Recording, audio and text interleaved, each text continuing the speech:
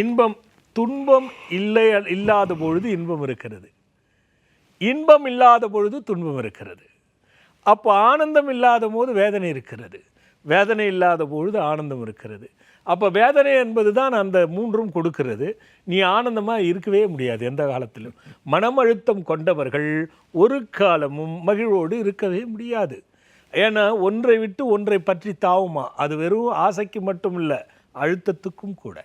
ஒரு அழுத்தம் முடிஞ்சிருச்சுன்னா மன அழுத்தத்தில் இருக்கிறவங்க கண்டிப்பாக சிறிது நாட்களில் இன்னொரு அழுத்தத்திற்கு தள்ளப்படுவார்கள்.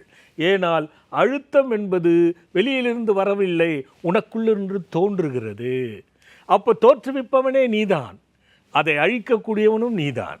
அப்போ இந்த மூன்றையும் நீ சரியாக பயன்படுத்தினால், அன்னமய கோஷம், மனோமய கோஷம், பிராணமய கோஷம், இது மூன்றை நீ சரியாக கற்றுக்கொண்டு பயன்படுத்தினால் ஆனந்தம் கிடைக்கும்.